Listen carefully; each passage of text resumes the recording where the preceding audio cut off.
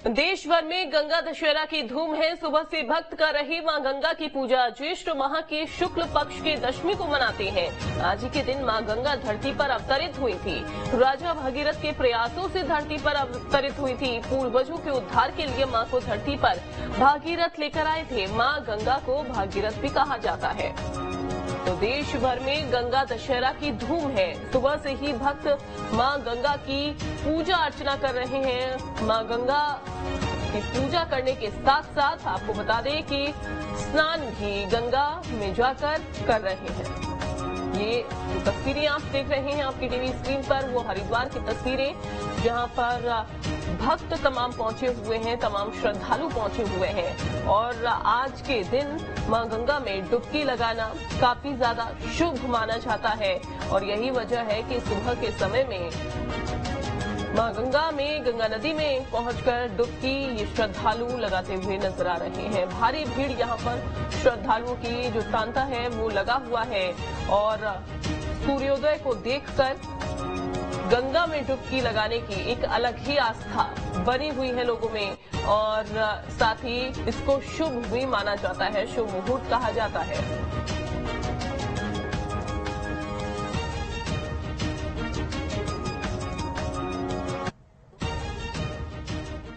और तुषार हमारे साथ जुड़ गए हैं, हमारे सहयोगी। तुषार, क्या तस्वीरें वहां पर देखने को मिल रही हैं? सुबह के समय में भारी संख्या में श्रद्धालु वहां पर पहुंचे हुए हैं, आस्था की डुबकी लगा रहे हैं गंगा नदी में।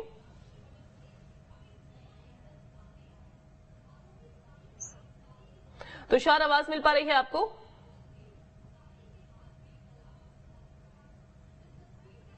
ठीक है, आपके पास मैं वापस लौटूंगी, आवाज लगता है नहीं आ रही है। मयंक, आपके पास मैं आती हूँ। कैसी तस्वीरें अगर हम बात करें आज की देखने को मिल रही हैं? चूंकि देखिए, हरिद्वार की तस्वीरें हमने अपने दर्शकों को दिखाई, जहां पर भारी संख्या में जो श्रद्धालु हुए हैं वो पहुंचे हुए हैं, आस्था की डुबकी गंगा नदी में लगा रहे हैं।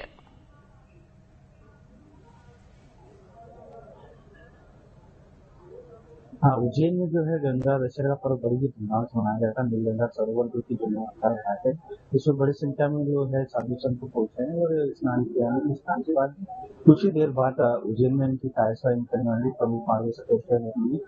वापस यहाँ आने के बाद जो कार्यक्रम है, दिन भर कार्यक्रम चलेगी। बात सुरक्षा की संख्या में पर पुलिस फोर्स तैनात है, वो साधु संत भी यहाँ पर विराजित है। और कुछ ही देर बाद यहाँ से वे पेशवाई के रूप में निकलेंगे, जो प्रमुख मार्गों से होते हुए निकलेंगे।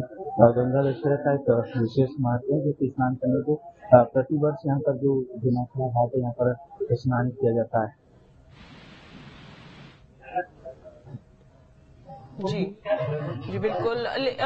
सबसे पहले तो हमारे दर्शकों को ये बताइए, जिस जगह पर आप मौजूद हैं, कौन सी जगह और इस जगह की क्या मान्यताएं हैं? कितने की संख्या में यहाँ पर श्रद्धालु पहुंचे हुए हैं सुबह के समय?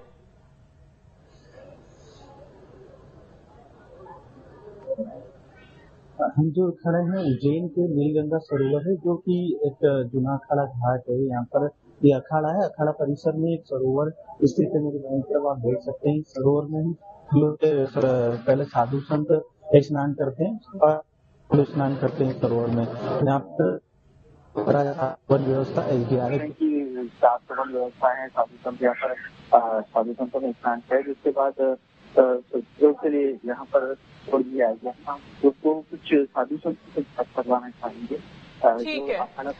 ठीक है, आपके पास मैं लौटूंगी। तुषार का एक बार फिर से रुक कर लेते हैं।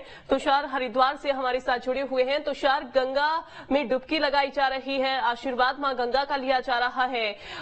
व्यवस्थाएं कैसी वहां पर की गई हैं? और चूंकि 7 बज गए हैं, कि क्या तस्वीरें सुबह 7 बजे की? 7 बजे की बात की जाए तो भीड़ अत्यधिक हरिद्वार पहुंच रही है और पूरे जो जाम है देखा गया है। हरिद्वार के घाटों की बात की जाए तो लोग सुबह से यहाँ पर गंगा स्नान करने पहुंच रहे हैं। मैं आपको दिखाना चाहूंगा जो दुर्लभ नजारा हल्की पैड़ी का रहता है। विचार करना चाहता है कि हल्की पैड़ी किस तरह होती है। मैं आपको पहले दिखाना चाहूंगा कि सामने आपको हल्की पैड़ी पेंटिंग दिखा होगा, जिसमें लोग आ रहे हैं, गंगा स्नान कर रहे हैं। आज माँ गंगा की अपरंगा और माँ धरती पर लोगों के जो पाप है उनको मुक्त करने के लिए, लोगों की तकलीफें दूर करने के लिए माँ गंगा धरती पर उतरी थी।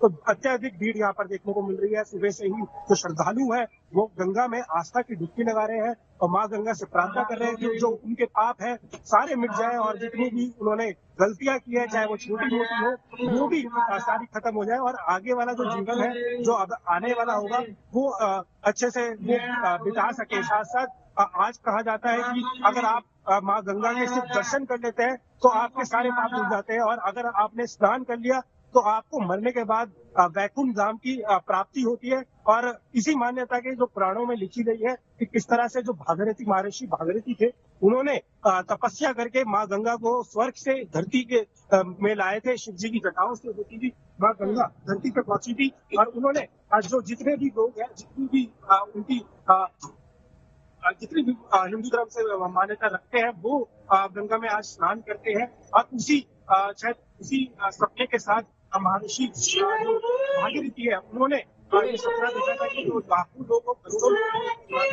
वो गंगा में स्नान कर सके, अपने पाप धो सके और साथ साथ जितने भी उनके रिश्तेदार हैं या उनके जितने प्रियजन हैं जो मर चुके हैं उनका मोक्ष गंगा दे सके। बिल्कुल तुषार, और ये तस्वीरें इस बात की गवाह हैं कि लोगों की आस्था किस तरीके से आज के दिन बनी रहती है और दूर दराज से लोग यहाँ पर पहुंचते हैं।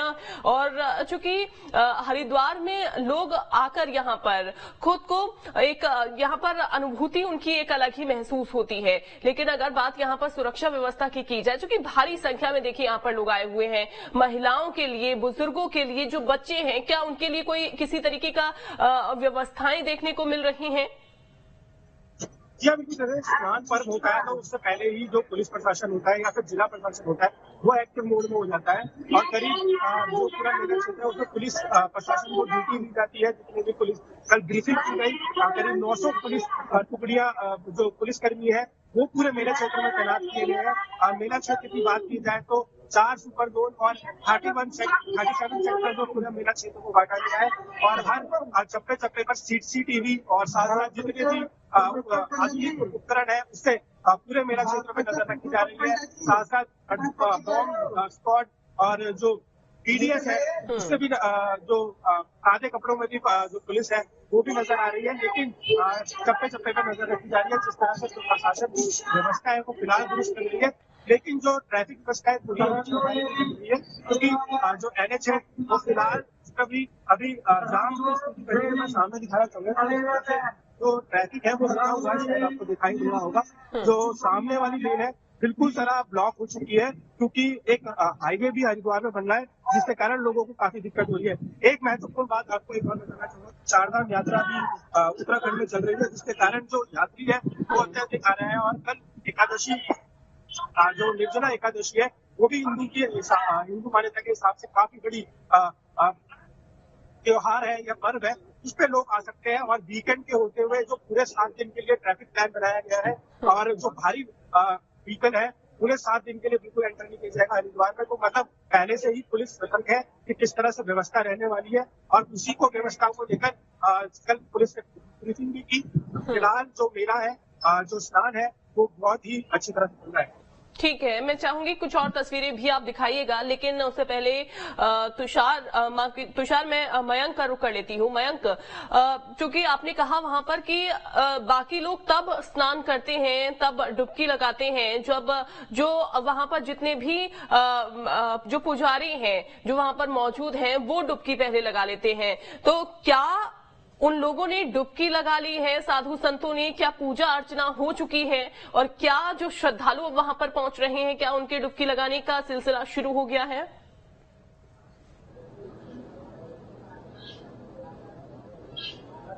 अभी श्रद्धालु के लिए स्नान की व्यवस्था नहीं है। पहले साधु संत है जो 18% से लगे स्नान करेंगे, उसी के बाद में फिर साधु जो है आम जनता के लिए चले जाए। थाना परिषद के अध्यक्ष से उनसे बात कराना चाहूँगा।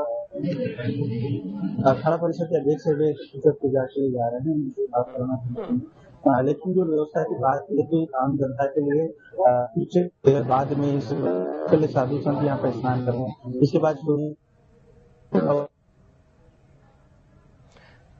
ठीक है, तो तस्वीरें हमने देखी हैं कि लोगों में जो आस्था है वो उमड़ी हुई दिखाई दे रही है और भारी श्रद्धालुओं का तांता हरिद्वार में फिलहाल लगा हुआ है। बहुत शुक्रिया आप दोनों का तस्वीरें दिखाने के लिए। चलिए आगे बढ़ेंगे अपनी खबरों में।